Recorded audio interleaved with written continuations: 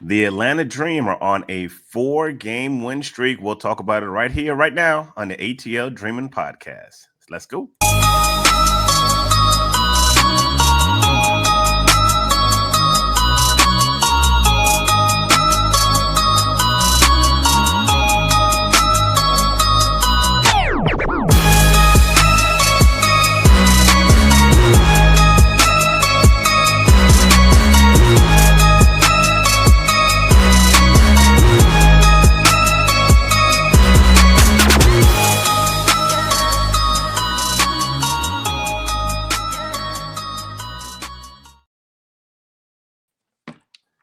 Ladies and gentlemen, boys and girls, what is up? What is up? What is up? Look at that.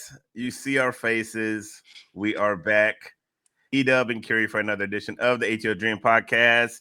Yakiri, what's up? Hello, sports lovelies. How are you guys? How are you, Ed?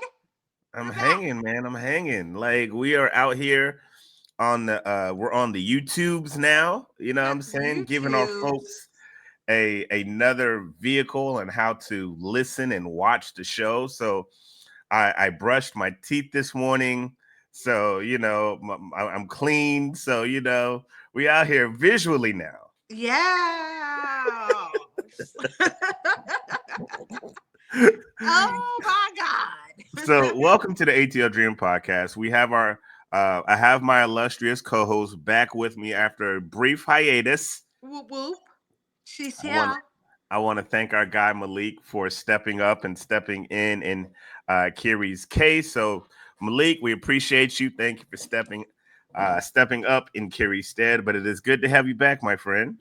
I'm glad to be back. Thank you, Malik, for not taking my job. I appreciate it. It was close. It was close. It was touch and go because Yeah, I know. Mm-hmm. But listen, we have a lot to talk about.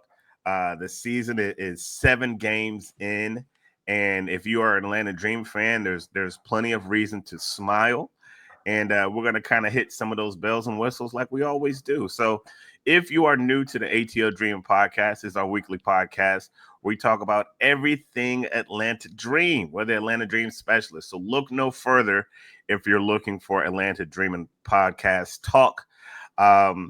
Make sure you follow us at our on X or Twitter, ATL Dreamin _pod. And you can find Yakiri at the following places. Yakiri, let them know where they can find you. Yes, you can find us on the gram at Chicks in the Sports, the Twitter, the X, or whatever they're calling it, Chicks in the Sports without the S, and of course the Facebook, Chicks in the Sports. The Facebook. You should put your thing by your name like mine is, like right up in the thing. Oh, I was rushing because I was late.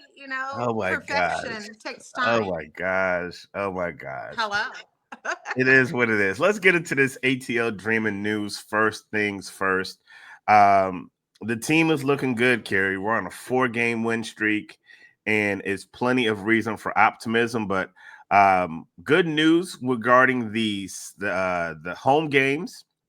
The first 3 home games were all sellouts, and I believe the season packages are like sold out for the year. So like, kudos to the Dream. You know what I mean? Folks have been supporting. I'm telling you, that's just not support. That's momentum. The culture is building on this system. Finally. Good Lord. So I mentioned last week with Malik, I said that this year during the Dream game, when they had the Dream inside State Farm Arena, and Dream 16,000, they sold that out. Right. I said this year it seemed like there were a lot more Dream fans in the building than last year. Did you? Because you were in the building. Did you get that sense as well? I did. I definitely feel that interest. The fan interest is there, especially when we got wins are coming, right? So I definitely am feeling that love from the fans. Yeah, that's dope, man. Because I think it might be time to start looking at a bigger venue. You know what I'm saying? And no disrespect to Gateway. Gateway has been wonderful, and I love the Gateway experience. Gateway, and I put this in the notes, Gateway seats about 3,500. State Farm seats about 16. I think they should try to find a space, or maybe even look into building a space that's maybe like in the middle, right? Maybe like, and this is just my guess, and you tell me what you think. maybe something between like 8 and 10,000. You think that'll be too big, or like what are you thinking as far as like their own edifice, or do you think they should stay at Gateway? So here's the thing, against popular, demand, I definitely feel like it's a double-sided sword because Okay. I definitely feel like there is the fan base there, right? We are winning games. We are having a successful sold out. What was it? Last 2, 3 seasons, maybe Yeah. sold out. It's amazing. But at the same time, I feel like this, Ed. We're in Atlanta. Let's keep it 100, right? When we winning, the fans are here. When we lose, crickets, Yeah. crickets. I mean, and it's no different from the media. You know what I mean? It's the same thing. So I feel like this, and I hate to say this, and I don't want to be the Debbie Downer today, which I'm not because I'm always the optimistic one. I feel like if we just hold off and wait for 2 more seasons, let's just see. Let's just Okay. see if this is real, real, real. Then we can talk about possibly moving to a different location. That's just how I feel. That's Fair how I enough. feel. Fair enough. Fair enough. Good take. Good take. But yeah, either way, all the games are sold out for the season ticket. I believe you can still get like game to game tickets, but like Mm-hmm. season tickets are already sold all the way out for the season, which is good. And Mm-hmm. it's good for the brand. Keep on growing that thing. Keep on growing that thing. So Absolutely.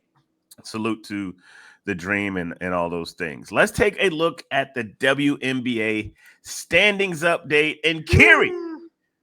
guess what team is near the top of these standings? Now, I know it's only 7 games in. I know it's only been 7 games, 6 for some of the teams. But at the top, we have the New York Liberty and the Minnesota Lynx. Shout Mm-hmm. out to both of those teams. We knew that they were going to be one of the top tier teams, both of those teams. But coming in third, ladies and gentlemen, is your Atlanta Dream at 5-2. Uh, they are currently third in the W. Behind them, you have Phoenix 4-2, Las Vegas at 3-2, Seattle 3-3, the Mystics 3-4, Golden State Valkyries 2-3, and then you have Indiana, Chicago, the Sparks, and then you finish off with Connecticut and Dallas. So again, we know this is a 40-game season, right? And Mm-hmm. so Mm-hmm. there's length to that. But for the time being, we got to celebrate it. How does it feel Yes. to be like, 4-2? We got a little groove going, right? Yes, yes. I feel like they're finding their chemistry, which is so important. And this is just the start of everything. So, yes, just sit back, hush puppies. The best is yet to come. So my thing was in last podcast when I was talking to Malik. We knew this was before the Dream went out west, and Mm-hmm. they had the game against LA, they had the game against Seattle, and we'll talk about those in a moment. And I was like, man, those are tough. Those are tough, like places and situations because Mm-hmm. you go all the way out west. You got the time change, and it's a whole lot. And I said, like, look, if they get 1 out of 2, like we're gonna be good. Like we're gonna be cooking with grease. I would love them to get, and they ended up getting both of them. I was like, oh my Exactly. god, like it What was is just, happening? it was amazing. You know what I mean? Like, and that's Yes, tough to go out west. absolutely. It's a good feeling to feel that our home team is finally getting these great wins that is so necessary. Yeah, definitely. Um, so yeah, let's talk a little bit about these 2 dubs that they picked up. First one in LA and then Seattle. Take care of the Sparks, 82-88. No Brittany Griner, no Mm-hmm. Jordan Canada, who is Mm-hmm. hopefully closer and closer to getting um ready to play. We haven't really heard any updates on her, so hopefully we hear something this week. Um, the team really misses her, but despite that, they were still able to get a dub. Mm-hmm. Just a few bullet points for that game. Alicia Gray on a tear, 25 points, 5-6. Ryan with 15, 9-7, almost a triple dub. Mm-hmm. 25 points off the bench. Nas Hillman, Walker Kimbrough both had good games.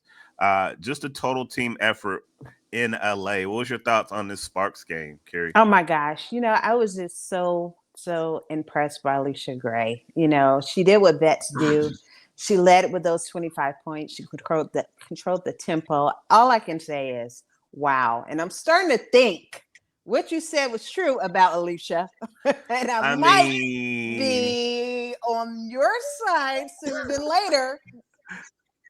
But yeah, just so impressive. Ryan, of course, flirted with that triple double, 15 points, 9 rebounds, 7 assists. It wasn't flashy, but it was so impactful. So yes, kudos to our team. Kudos to our team, man. yeah. I was gonna take the victory lap around with Alicia Gray, saying that hey, I think this is gonna be the year where she flourishes.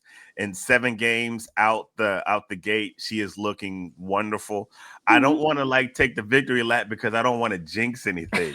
So Alicia, keep balling, girl. Like, if she's still playing like this, like 10, 15, I'm going to take a little victory lap. I'm not going to lie to you. I'm going to bring up the audio and I'm going to say, hey, y'all know who said it first. But yeah, Alicia Gray was just phenomenal that game from a scoring standpoint. And I think we have to give a little bit of kudos to Ryan Howard. I kind of want to park there for a moment. And I told you, I think 2 shows ago, I don't really necessarily like her playing point guard because I just feel like she's such a dynamic scorer, but she can do so many good things. Yeah. But I think that she's starting to like get the point guard position, meaning she's starting to know how to distribute. And while at the same time getting her scoring, like we're starting to see a little an evolution with Ryan at the point guard position. So I think that she's been playing phenomenal. What are your thoughts on your play cousin? My play cousin, I'll never say anything wrong about my play cousin.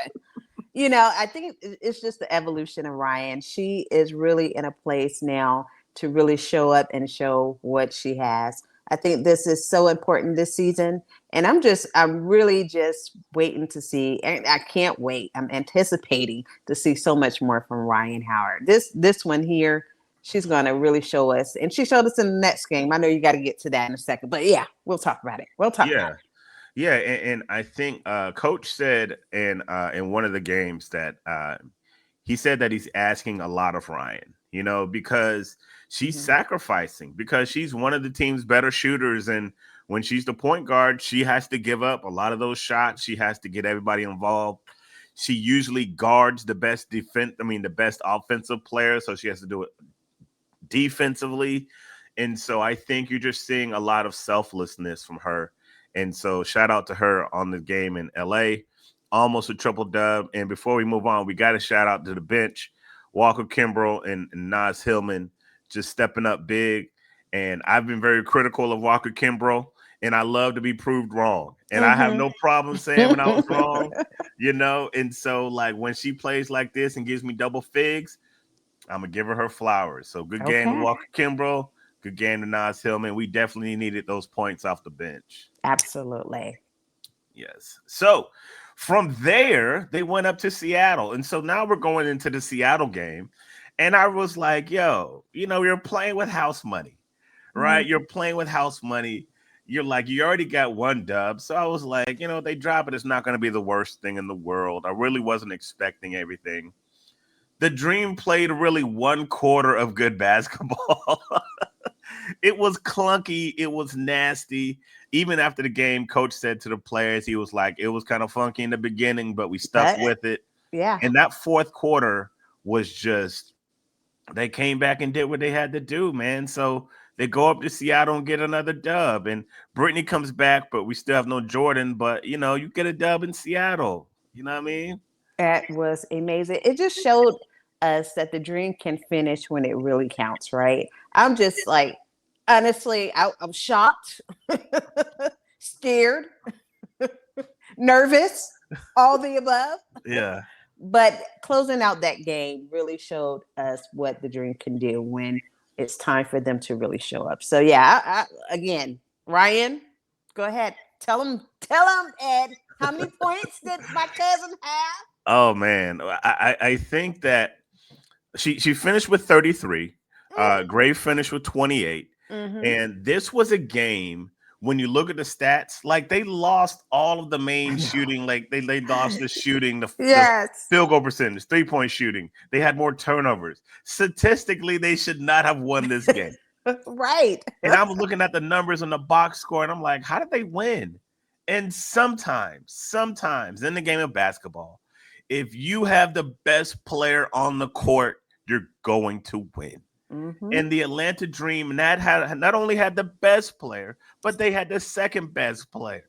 They had the two best players on the court, and sometimes that's all that matters. That's Throw it. all the other stats out the window.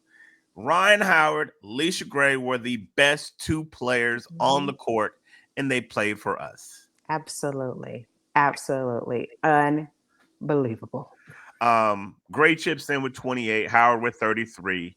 And it was funny because that duo outscored Mm-hmm. the Seattle Storm in the fourth quarter alone. They had 22 points in the fourth quarter. Seattle had 21. Um, and they come back and they have an amazing victory. And again, unsung hero again, Nas Hillman off the bench, 11 points, Mm-hmm. 7 rebounds, starting to give you a lot more of that production coming off the bench. A couple weeks ago, or maybe like 2 or 3 games ago, coach was like, I got to find more minutes for Nas. Like, what are your thoughts on her, especially these last 2 games where she's almost been like a double-double? Can I say this? I just really feel like Nas is becoming the glue this team needs. That's just how I feel. You know, it just seems like it's necessary and it's finally happening. And I definitely see some great things coming from Nas. Yeah. And you're going to need that. We're going to need that. Like we talked Mm-hmm. about it a little bit in the last podcast with Brittany Griner, for as great as she is, you're going to have to like maybe manage her minutes maybe a Mm-hmm. little bit Mm-hmm. because you want her to be there the whole season, you know? And Nas is going to be an integral part because you got Brianna Jones there, you have Brittany, and if Nas is there, that gives you a good three-headed monster to Mm-hmm. just go in there, get rebounds, do the bang and stuff. And if she can give you those valuable minutes, you can rest Griner a little bit Mm-hmm. more. You can rest Brianna a little bit more. And I think it helps. So her role is like crucial to us, like the success of this team. Absolutely. Absolutely. Um, yeah, so Nas chipped in with 11 points, 7 rebounds, a game that was very ugly for the first 3 quarters, but you get the dub. And now you're coming home and you got 4 wins under your belt in a row. You've got 2 big road wins, and you got to be feeling good about yourself, man. Like, what do you think that ride home from the West Coast was like? Exactly. The confidence level, this really gives that team the confidence that they need. And it's definitely showing on the court as well. So yeah, I'm not mad. I'm so excited for our Atlanta Dream team. Have you been watching or following any of the Dreams like social media stuff, like the pictures and the videos and stuff that they showed about the team, like after games and practice and stuff? Have you been following any of that stuff? Yes. And it's one of those things like you always want to be the fly on the wall. So Yeah, now we are really getting a up close and personal view of what happens when the team is gelling and when they're winning. yeah, and it's good to kind of see them coming together. Hmm. I thought the one thing Coach T did last year was that like they really gelled under her, under her time being, and she was really personable. And now you're starting to see that with the new coach, But surely. slowly but surely, you're starting to see them coming together. And hey, winning always does that. Hmm.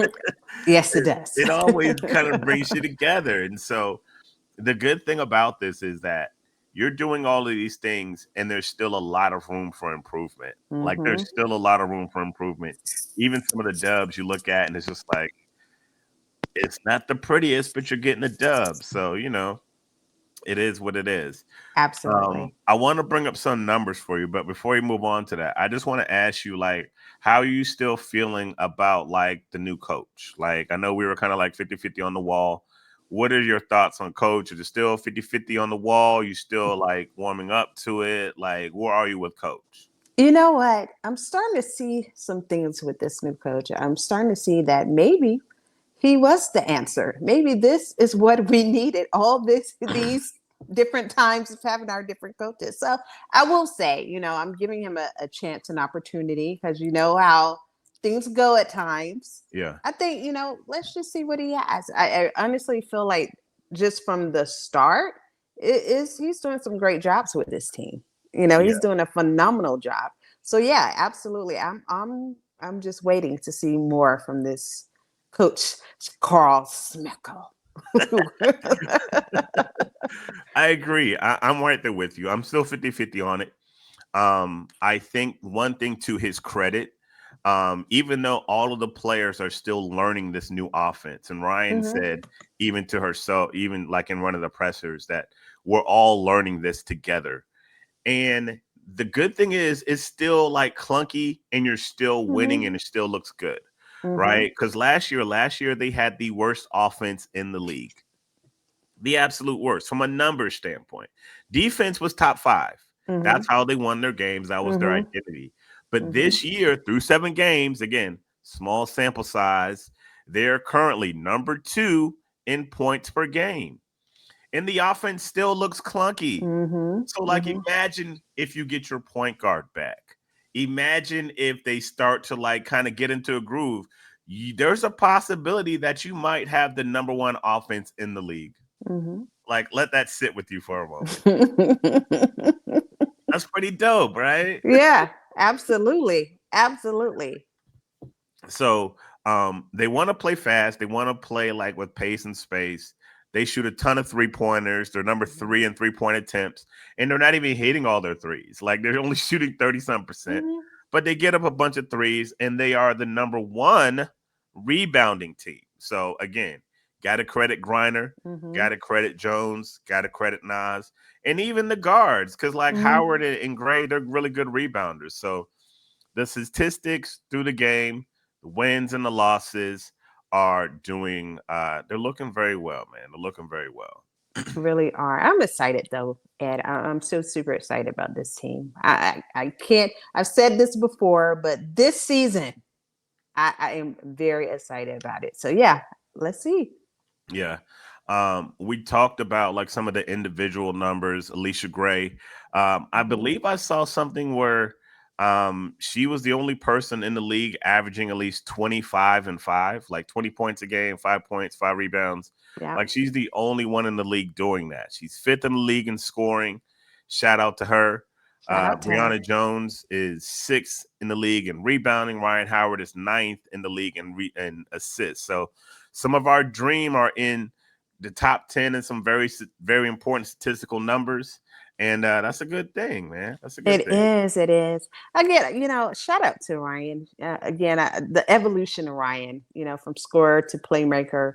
And I know that's scary for the rest of the league, Yeah. but look, too bad. Here she comes. Here she comes. Here comes Ryan. But no, Yeah. Alicia, I definitely am for Team Alicia as well. She's been just a steady force and just so doing it efficiently. Quiet star though, and Yeah. she's leading by example. So what can we say? And she always has like that just smile that is just so Mm-hmm. infectious, so Mm-hmm. infectious. You know what I mean? Mm-hmm. Like, how can Mm-hmm. you just like not love her? I know Um, that so yeah, southern drawl, the yeah, that's accent. Southern draw. You know what I'm saying? We've talked at length about Alicia. We've talked at length about Ryan and just all the girls that are playing so well. Um, it is time for us to nominate a player of the week. You know, this might Already? be obvious. You know, we Gosh. got to do it. We didn't even do player of the week like the last 2 weeks, the Okay. last 2 shows. So we Okay. got to Okay. do it a player of the week. We can do it. Here's what we can do. We can do it through a 7 game sample size. So not just the 2 games out west. We'll go from the beginning of the season to kind of give everyone else a fair chance, or we can kind of go with the obvious ones, or I'm gonna let you roll with it however you want to roll with it. So the player of the week for Miss Kiri is, drum roll. I'm gonna stick my screen. Oh gosh. All right. So we've been talking about her all show long. It is Alicia Gray, back-to-back statement games, 25 and 28 points. She carried the load in crunch time and it didn't force it. She's plays like someone who's been here before. She's been here before. But again, I gotta say shout out to Ryan. But the player of the week goes to Alicia. There it It's is. Alicia. There it is. There it is. Um, you guys already know how I feel about Alicia, so I'm not gonna give her a player of the week because number one, you did, and number two is because I'm really just starting to expect that from her. Like it's getting to a point where like I'm not gonna be surprised or awe of it. Like she's just about to be a 20-point scorer, and that's just what it is, and y'all just gonna have to like it. So because you went Alicia, I'm gonna go Ryan. Okay. That's my player of the week, just because of what she has sacrificed. She has a couple of games where she hasn't shot the ball too well. And I think that's because she has so much to carry now. You know, she has to distribute. She has to bring the ball up. She has to get them in action. She has to guard the best player. She still has to score. So those games where she hasn't shot the ball well, I'm willing to give her a little grace. I'm willing to give her a little grace and to see how she's been handling everything. And she hasn't I'm cool with. So I'm gonna give it to her on the strength of just what she sacrificed. And my runner up is gonna be Nas, because she's really starting to catch her stride. And she's not going to get a lot of the headlines and stuff. You know, it's really going to be about Ryan and Alicia and, the bigger names. But she's, like you said, part of this glue. So my player of the week is going to go to Ryan with a special shout out to Nas as well. Absolutely. Great call, Ed. Great call. Woo, woo, woo, woo. Ladies, your trophies will be in the mail. I'm just waiting for Amazon to deliver the little gold medals that I get for my kids at my school, and I'll give you one for your ATL Dreamin Player of the Week. I cannot. Next up for the Dream is the Commissioner's Cup. Now, the Commissioner's Cup is, now correct me if I'm wrong, this is kind of like the equivalent to the NBA in-game tournament, correct? That is correct. Yeah, and so the next five games are going to be part of the Commissioner's Cup. Now, I don't necessarily know how they determine like a champion. Are you kind of familiar? Are you up on that? I just know that they're Commissioner Cup games. Do you know how they determine a champion or whatever? No, I do not know, but I do know there is a lot of money on the line for these players. A lot of money on the line for them. So I don't know like how they like do the playoff. I just know like it's 5 games and then and I apologize for that because I should know, but I don't. But yeah, next 5 games are Commissioner Cup games. To me, like it's cool if you win that, but like you still just got to get wins and losses, man. Absolutely. Like you still got to stack those W's at the end of the day. And Commissioner Cup is a nice little wrinkle. I think it's a nice little but you got to win those. You got to win your games. Next 3 games for the Dream are as follows. On the 6th, so they got a couple of days off, a couple of days to practice. They are back on the road. Shoot up to Connecticut and play the 1-5 Connecticut Sun. They're back home for 2 games, June 10th, June 13th, versus Indiana. Again, the Fever. Not sure if Caitlin Clark will be back yet. I'm not sure. Do you know the timetable on her injury? We still do not know. It's all pending. They said 2 weeks, but again, they're playing it by ear. Okay. And that's still a team that's very formidable, even if she's not there. So, I'm sure coach is going to have them ready. Say, hey, number 22 is not there, but you still got Kelsey Mitchell. You still got a lot of people, Bonner. You still got a lot of people to really worry about on that Connecticut team. So you can never really look at the team records and be like, oh, that's an easy one, because you still got to come to play. And then you got Chicago on the 13th.